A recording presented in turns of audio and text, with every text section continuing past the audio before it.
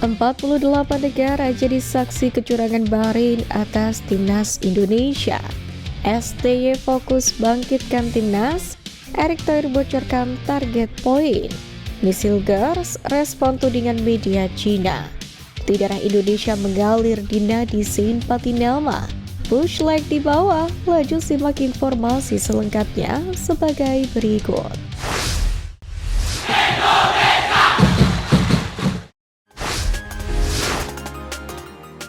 Bukti darah Indonesia mengalir di nadi Saint Patinama. Saint Patinama terpantau mengamuk karena keputusan wasit yang begitu kontroversial di akhir laga, yakni membiarkan pertandingan kelebihan menit yang mana seharusnya sudah berakhir di menit ke-90+6 karena memang tambahan waktu hanya 6 menit. Namun permainan terus berjalan sampai waktu hampir 100 menit. Terlihat ketika pemain dan ofisial lain sedang mengerubungi wasit, Patinama dengan berani seorang diri mendatangi ofisial Bahrain. Dia bahkan sampai berhadapan dengan petugas keamanan Bahrain. Saint Patinama pun bahkan sempat terlibat keributan dengan para pemain dan juga ofisial Bahrain, dan hampir saja situasi lepas kontrol. Asnawi Mangkualam dan rekan-rekannya pun yang melihat kejadian itu langsung berlari menuju sang pemain. Keributan Bahrain dan Saint Patinama pun akhirnya bisa dilerai oleh Asnawi Mangkualam dan kawan-kawan. Pemain Kasyupen itu pun nampak sangat emosi, terlihat dari raut mukanya yang memerah. Untungnya situasi tidak memburuk dan Saint juga terhindar dari hukuman kartu merah. Memang keputusan wasit Ahmed Alkaf yang terus mengulur injury time jelas menimbulkan kecurigaan. Seolah-olah wasit terus mengulur waktu sampai Bahrain bisa mencetak gol. Namun demikian, energi negatif pun harus segera dihilangkan dari diri pemain timnas Indonesia karena perjuangan masih akan berlanjut dengan menantang timnas Cina. Terlepas dari keputusan wasit yang cukup kontroversial, hikmah yang bisa diambil adalah fokus timnas Indonesia di menit-menit akhir laga harus diperbaiki lagi. Pasalnya ini kali ke-8 tim merah putih harus kebobolan di 10 menit terakhir pertandingan, babak pertama dan babak kedua. Pasalnya dalam 5 laga terakhir saat melawan Bahrain, Australia, Arab Saudi, Filipina dan juga Irak, kawan Indonesia juga kebobolan 5 kali dalam 4 diantaranya dari bola mati. Tentu ini bisa menjadi bahan evaluasi untuk kemudian meningkatkan kualitas tim untuk bisa merengkuh poin penuh.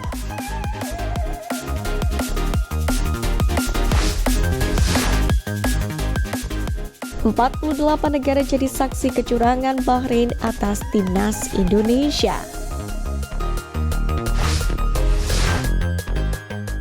Duel antara Bahrain versus timnas Indonesia disiarkan di 48 negara di dunia, termasuk 2 negara Eropa yang sedang berperang, yakni Rusia dan juga Ukraina. Tak hanya di negara Asia saja, laga ini juga nyatanya menarik minat negara-negara Eropa. Itu artinya 48 negara tersebut juga menjadi saksi kecurangan dari Bahrain. Maka media Belanda pun turut mengecam wasit ini. Di mana media asal Belanda Voetbal International memberikan sorotan terkait hal ini. Dijelaskan, tambahan waktu yang misterius membuat Indonesia dirugikan di laga tersebut. Tentunya kondisi fisik yang lelah dan keputusan yang aneh yang terjadi menjadi alasan pemain emosi. Wasit Ahmed memberikan ekstra 3 menit saat pertandingan, sebenarnya bisa diakhiri sesuai kesepakatan. Wasit awalnya hanya menambah waktu 6 menit, namun berubah menjadi 9 menit, tulis media Belanda Football. Padahal dalam pertandingan ini mental skuad Garuda cukup teruji meski kebobolan lebih dulu dari Bahrain, di mana Ragnar Oratmogo sukses menyamakan kedudukan jelang akhir babak pertama. Selanjutnya Rafael Struijk memaksa laga menjadi 1-2 untuk keunggulan timnas Indonesia. Namun demikian wasit Ahmed membuat laga masuk ke menit 90+9 dan Bahrain akhirnya mencetak gol. Setelah itu tidak butuh waktu lama, sang wasit segera mengakhiri laga dan sempat terjadi ketegangan di lapangan karena protes dari pemain Indonesia. Hal ini tentu menjadi tanda tanya karena memang tidak ada alasan bagi wasit untuk memberikan waktu 3 menit karena tidak ada alasan khusus.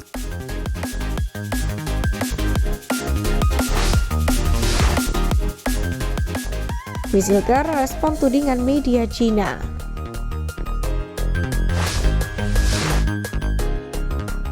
Beberapa waktu ke belakang, 2 pemain anyar timnas Indonesia, Misil Girls dan Eliano Reinders, dituding oleh salah satu media Cina bahwa mereka adalah pemain ilegal. Media Cina itu beralasan sumpah WNI Misilkers dan Eliano tidak dilakukan di Indonesia melainkan di Belanda. Kemudian proses berganti kewarganegaraan dari Belanda ke Indonesia juga begitu cepat, tidak sampai 2 minggu. Rupanya pemberitaan ini pun telah sampai ke telinga kedua pemain tersebut. Hal ini dikatakan langsung oleh manajer timnas Indonesia Sumarji. Sumarji kemudian menjelaskan bahwa tidak ada masalah untuk tempat pengambilan sumpah, lantaran fasilitas negara juga hadir di sana untuk mempermudah. Sumarji pun meminta publik hanya untuk menanggapi pemberitaan Cina dengan tenang. Apalagi proses naturalisasi yang dilakukan oleh Indonesia sudah sesuai dengan prosedur yang berlaku. Ia pun menambahkan bahwa Hilgers dan Reinders sendiri hanya tertawa menanggapi tuduhan itu.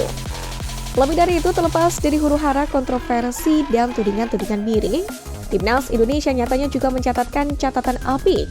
Pasalnya dari penghuni pot 4 hingga 6 yang terdiri dari 9 negara, cuma Timnas Indonesia dari pot 6 yang belum pernah kalah di babak ketiga kualifikasi Piala Dunia 2026 zona Asia.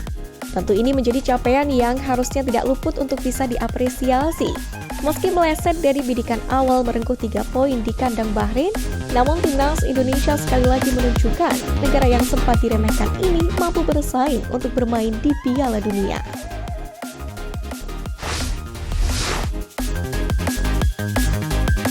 STY bangkitkan Timnas, Erick Thohir bocorkan target poin.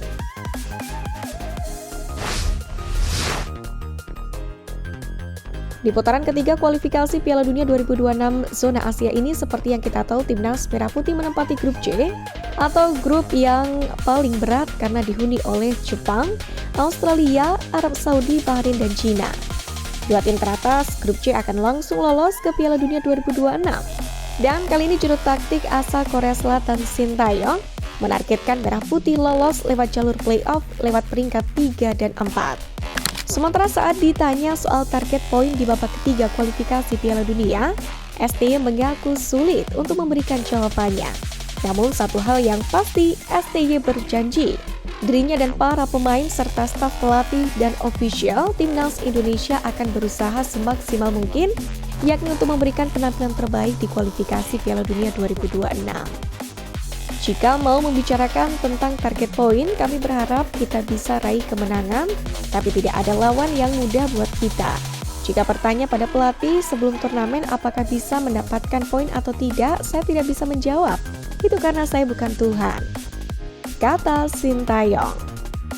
Sementara itu, jawaban lugas diberikan oleh Ketum PSSI Erick Thohir yang mengungkapkan target yang ingin dicapai Timnas Indonesia di putaran ketiga ini, di mana Erick Thohir ingin tim Garuda paling tidak bisa meraih 15 poin.